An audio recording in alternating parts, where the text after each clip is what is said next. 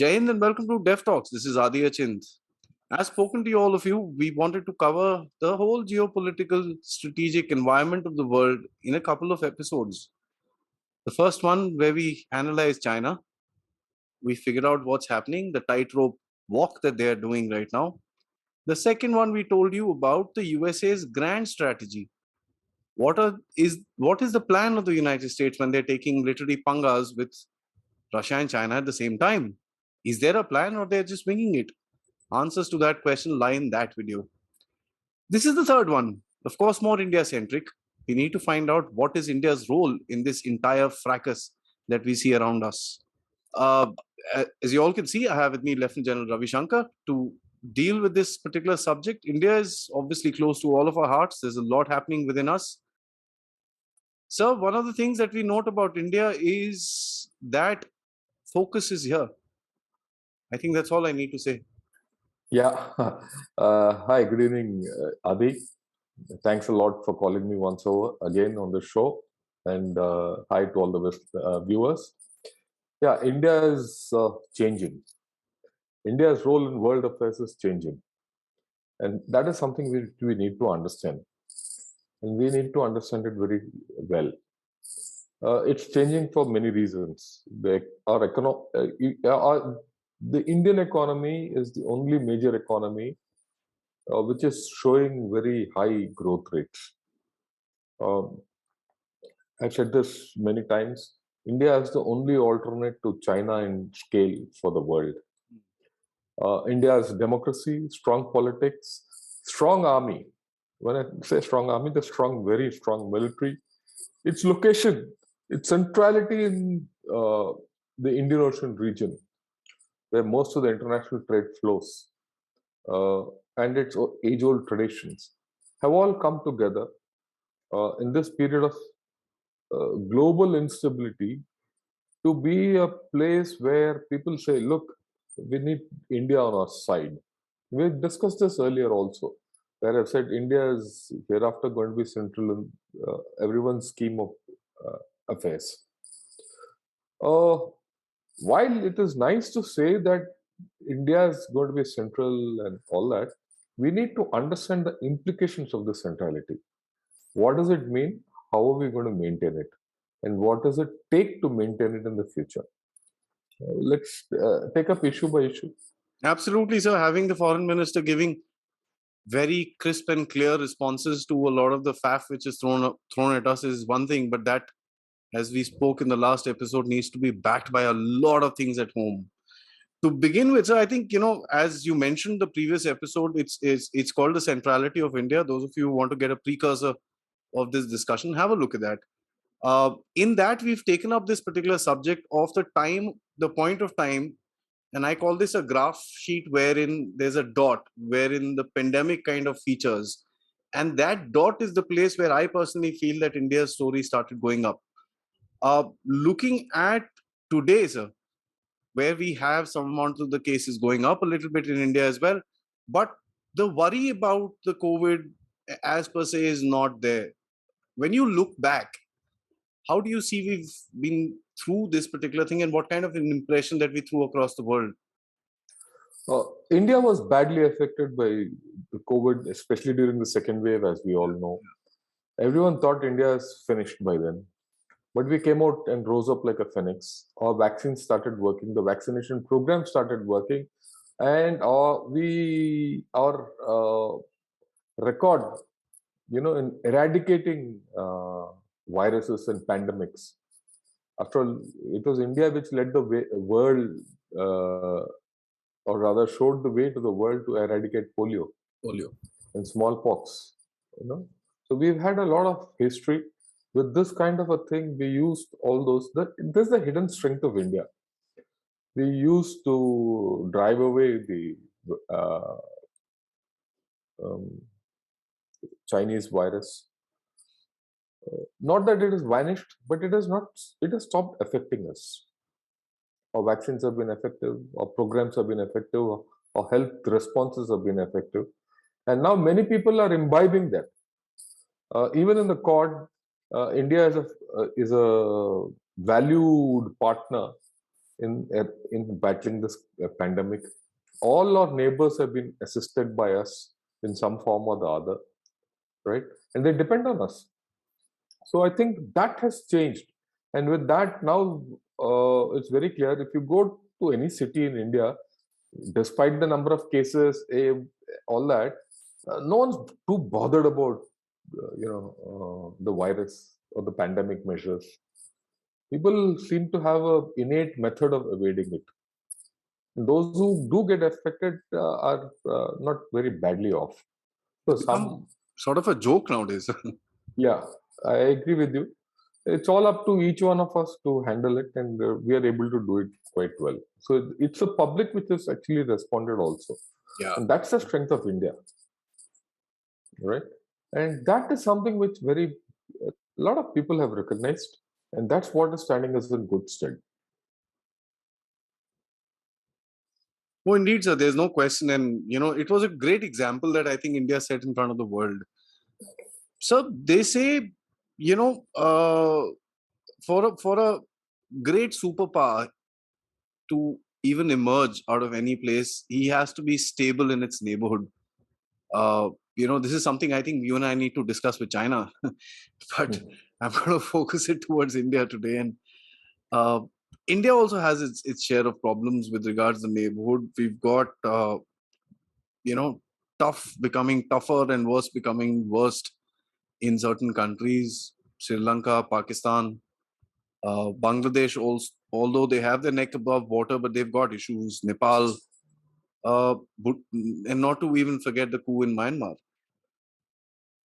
So, one, we need to focus towards our neighborhood, and this is something that you and I have also spoken about multiple times. How do you see the situation today in the Indian neighborhood, all at one sort of a glance? And is India reacting the way it should to deal with these situations?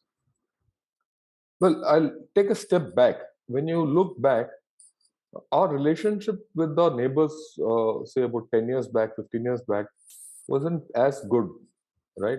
And it went back because essentially India was a weaker nation.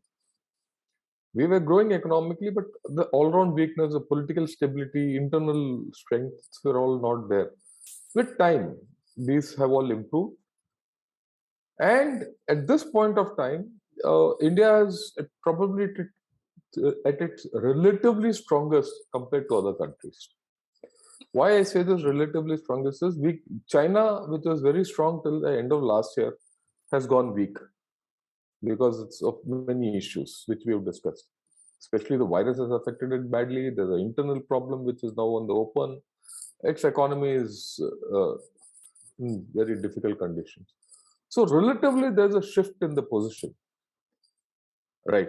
In this kind of condition, all our neighbors have got into problems. You talk of Nepal, you talk of Bangladesh, you not Bangladesh, you talk of Myanmar, you talk of Maldives, you talk of Sri Lanka and Pakistan. And most of them, barring Pakistan, have looked towards us. Right? And the most striking example is Sri Lanka. Okay. Mm-hmm.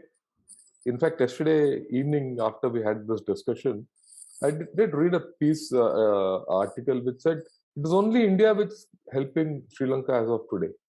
We've helped them to the tune of $3.5 billion. For the past 1 month, China has been talking to Sri Lanka for 1.5 billion credit swap, and that's nothing has come about. Even the IMF has not moved forward. Sri Lanka, if it's surviving today, is largely thanks to India. The realization is there. So, firstly, this is going to pay off. It's not a thing it's going to happen overnight. It's a long-term effort, and people in Sri Lanka will now realize it more than anyone else. Now, this will rub off in the periphery. It will rub off in international circles. In fact, if you look at it in this thing, Sri Lanka will become a model or a test case for everyone around the world to say, look, this is the way powers behave. How China has let Sri Lanka down and how India has helped them. You see, it's not just about India helping. There is a larger dimension to no, there's a larger dimension to this. It's not a matter of comparison alone. Okay. And so hence, Chinese influence is going to get hit in the long term, whereas Indian influence is going to go up. So that's the first thing. The moment you see this, you also saw Nepal, taking its step back from China and looking more towards India and USA for grants in aid and all that. Maldives has already come to us to Hmm. help, and we're helping them. So you have three countries which are totally stabilized, and they are now slowly saying, "Look, let's look at India, which is progressing."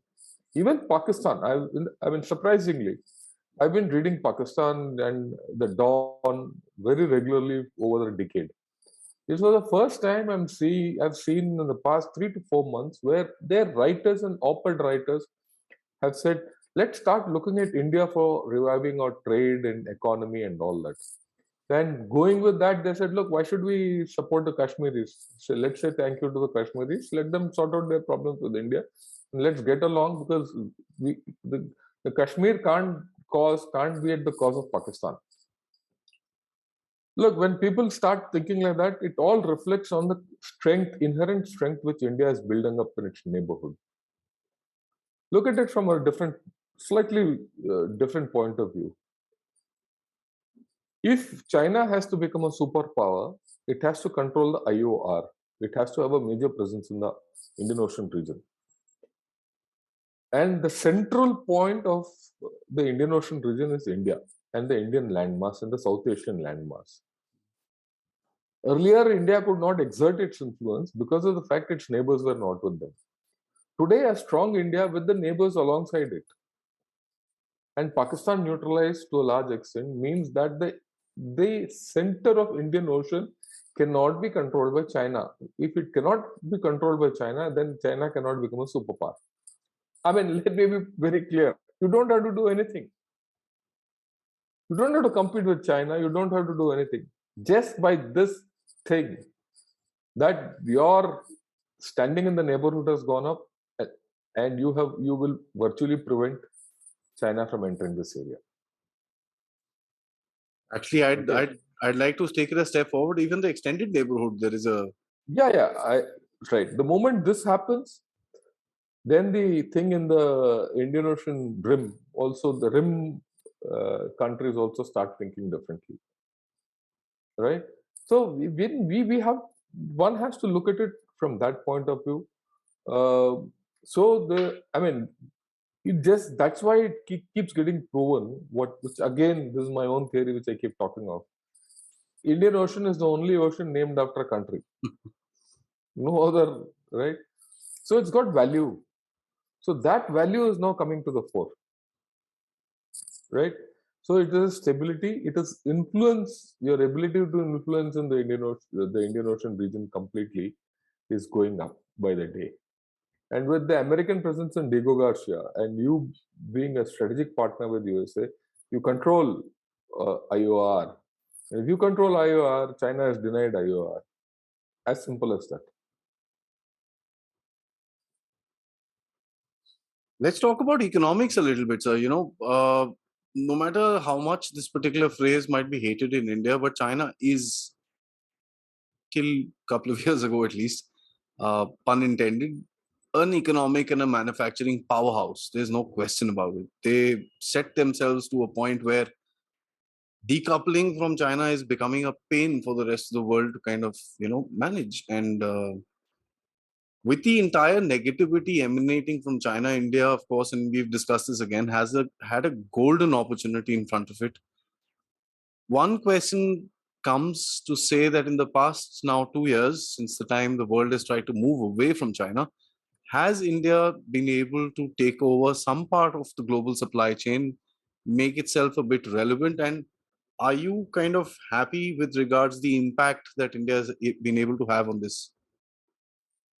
Look, let's get one thing straight. China will be an economic superpower. It's not going to go down overnight, notwithstanding the problems it has. So, Decoupling has commenced and it is irreversible. But the level of decoupling will and the pace of decoupling will be very slow for the simple reason Chinese manufacturing has been built over 3 decades. It's not, it can't be broken away overnight in one 2 years, 3 years. It will take a long time. A lot of things still go from China. Okay, and China has advanced technologically quite a bit. But this is a it's a time consuming process. So the thing is that I keep saying, and I said it earlier, India is the only alternative in scale to China. That manifestation of the scale and aligning with international standards is going to take time. It's going to take a lot of hard work. If you want to attract FDI into India, which it is happening, mind you, right? It's happening. And if you want more investment into India and more India to be part of the global supply chain and to be part of, uh, up or take its manufacturing capability at Chinese levels, there's a long way ahead. Okay, uh, it's not going to happen overnight. I don't expect the decoupling from China to go down uh, by if it goes down by about 25% in the next 3 to 4 years, it will be great. We shouldn't expect more than that. Okay, but there's a danger in this. The danger is China has paid a huge price environmentally in its manufacturing. Mm-hmm. India cannot afford to pay that because India is a environmentally degraded country as it is. So we should be very careful when we go about going hell for leather into the supply chain business or be part of the global system to decouple from China. We need to do what India needs to do best. Right. We are a consuming economy. We should not lose sight of that. Okay. We could become a manufacturing economy provided our environmental issues are taken care of. We need to tap into our potential for expanding our agricultural economy, which is huge. We need to do a lot of things to be an alternate to China. But that alternate to China has to be the Indian way or based on Indian realities, not based on Western expectations. Right? We shouldn't fall prey to what the West wants.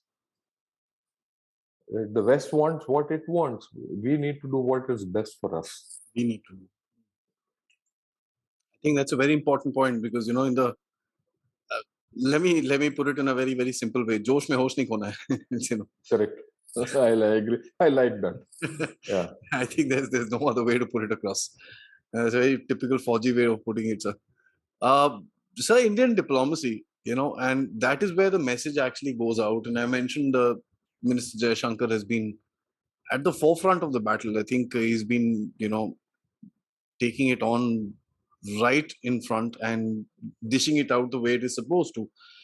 But this particular thing could not have been done. I mean, of course, everybody looks at the history and says, why couldn't we have done it before and this and that? Well, it cannot be done without a support structure, without a national backing and an all of nation approach towards questions or towards issues that are pointed out to or whatever is being contended to. Going the way forward, the expectancies from India will keep on increasing, sir. Do you see us in a place today where we are ready and willing to meet, ready and willing? I mean, that's one of the biggest things to meet these challenges which are going to be thrown across to us because that's going to be the test of the game. Well, again, let's take a step back. While our diplomacy is firing on all cylinders and full marks to external affairs ministers, a minister who's taken on the West, right, squarely, and made our points very clearly. If you go back to the 70s, we did that then also. The world started really, our diplomacy came of age when Mrs. Gandhi went all over the world, spoke to people, 70, 71, right? So it is not as if we don't have a precedent in what is happening today. Absolutely. We have a president. The challenge was different, but then we have the president. Can we live up to the expectations in the future? Definitely. Again, we have the president then. We did live up to our own challenges and the challenges which the world threw at us when we were far poorer. That was a time, we were talking of Garibi Hatao, 70, 71. And yet we took on everything and we were able to ultimately be successful over a long period. So similarly, if you're looking at short-term measures or short-term returns, or whatever the external affairs minister is doing, then we are off the mark. He's actually putting across a long-term vision for us. Building a case, yes, sir. Yeah, building a case. I'll uh, right. So we have to understand. Look, I'll digress a bit, but I'll get back to this. You see, in diplomacy, it says a diplomat is someone who tells someone to go to hell, and the other fellow says, "Oh, thank you. Please tell me the way." Right? And he thanks it. But in this case, our external affairs minister has not said that. He's been on the mark, and he's probably made it very clear. In the diplomat's term, it's not probably so diplomatic to enunciate things the way he has. But in doing so, he's laid the line for us. He's laid a line for others. He's laid a line for us also. That means the challenge is with us now to live up to whatever he has said. It's nice to say he's said well, but do we have it in us to live up to what he has said? He's right. I'm not. There's no contention on that. But the responsibility to do things the right way is our way, our thing. True, absolutely. Mm. And if people, give it away by talking ill of other things, we're being foolish. We're losing ground. Having Like unnecessary. you said, yeah, like you said, जोश में होश नहीं खोना चाहिए. Mm. Right? True, sir. So there is this responsibility is on us that we should not get ahead of ourselves. Mm. Mm. That is true, sir. That's important. It's a tightrope walk indeed, because at the end of it, with India taking a position pretty much in the center of the entire game and not kind of refusing. Yeah, let me put it in a different manner. Hmm. Every system which is under change is always unstable. I mean, let me give you a very fundamental example. When you start driving a cycle or riding a cycle, Hmm. when the cycle is static, there's nothing happening to it. Okay, once you start driving the cycle or pedaling that cycle and you gain stability, nothing happens to it. You can't be, you are not this thing. But when you kick off from a cycle till you reach, do 2-3 pedals, you're unstable. You can be thrown off. It's a physical quality of inertia. Every system continues to be in its state of inertia unless impressed by another external force.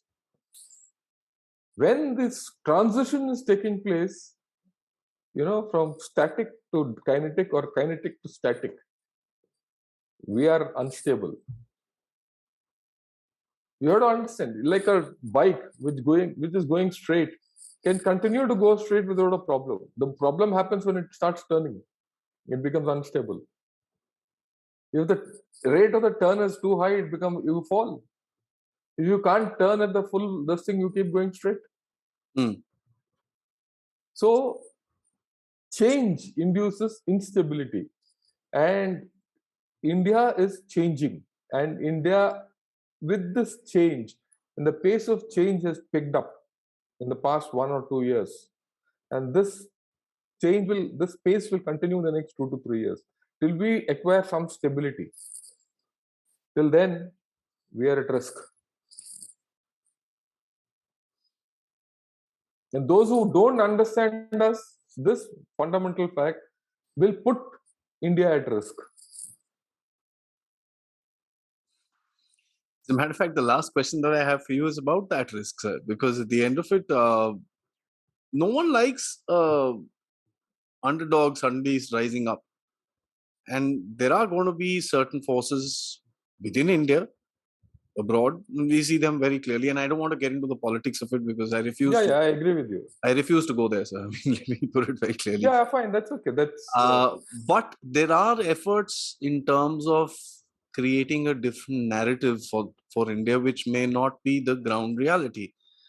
And that's one gap that I think you and I have very clearly discussed. Politically speaking, militarily speaking, uh, economically speaking, and diplomatically, not so much anymore. But there is a gap within India being able to create its own narrative.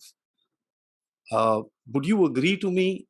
If yes, what would you like India to look at doing? Because it's all about the stories that you're able to tell at the end of it, sir. see, you're right to a very large extent. Fundamentally, the issue is that how strong can you become internally? And when do you judge that you're strong enough? Okay, that's the question mark. There will always be external forces which will try to put you down. That is par for the course, right? So that's okay. There will be people who are inimical to you. There are people who cannot accept your rise. That's an external thing, but the external is largely conditioned by the internal. Now, what happens in the internal thing? The first danger is that you think you're growing, you think you're grown strong, okay, but you're not actually going too strong, gone too strong. So you shoot off your mouth or you do something beyond your means, right? So and India being the argumentative nation it is, people start arguing too much. People, overestimate your own strength. So the first thing is we need to play under par.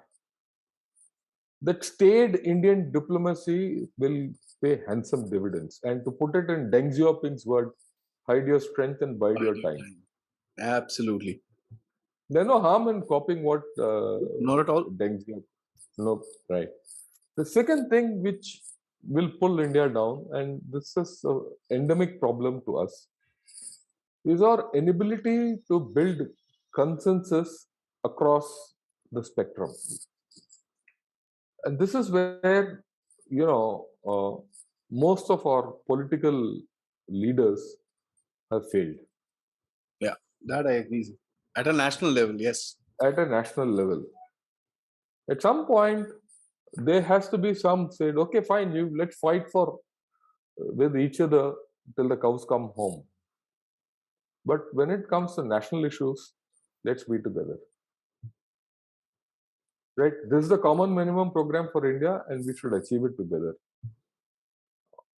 Increasingly and worryingly, this is something which each successive government has been unable to do. And this is not something of this government or the previous government or the previous government. It's not been there, sir. Go back. No question. Let's go Yep. back. Yeah.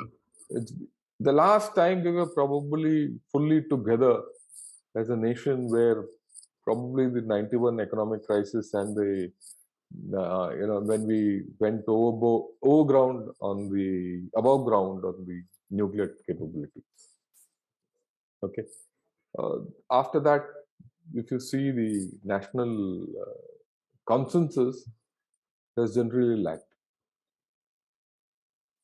And probably up to the Kargil war. Even during the Kargil war, there was a lot of national consensus. So in crisis, we see us combining together, but of late, from then to now, 20 years, 23 years, there's a difference, yes, sir. There's a difference. Even in a time of crisis, we are not together. Mm-hmm. Mm-hmm. So that is a dangerous trend and a worrying trend. It is not that people are not together, people are together.